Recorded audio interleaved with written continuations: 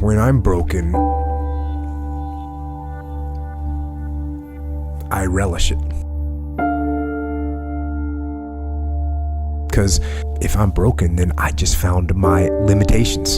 And until I know what my limitations are, how can I push them? I was just an insecure, scared kid. And the only way I could find myself was through putting myself through the worst thing possible. I had to figure out I wasn't going to be a punk kid all my life. So the only way I could turn it around was to suffer. I had to build calluses in my brain.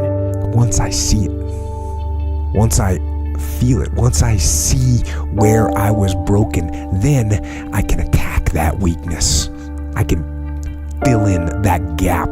If you break, it means it's time to fortify your will to make it stronger.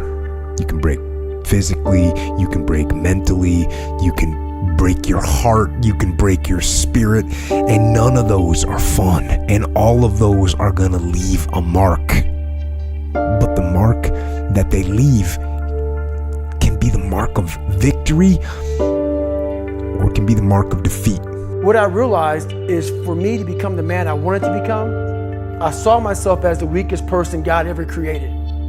But I never blamed God for anything he did to me. So I wanted to change that to be the hardest man ever created. Am I that? I don't know, but you had to have a goal.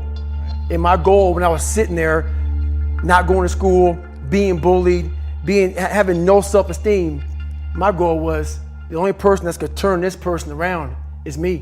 And the only way I can turn it around is put myself through the worst things possible a human being can ever endure. And that'd be the only way that I can build this brain to handle anything that comes in front of it, callousing my mind through pain and suffering. As humans, we want to find out how to be someone else. What we don't do is we don't go inside.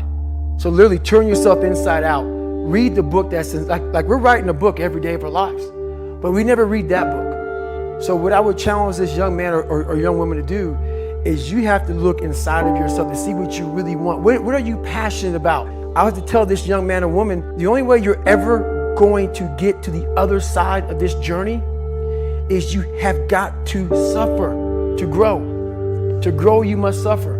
When you break, you have the opportunity to show the world, the whole world, what you are really made of.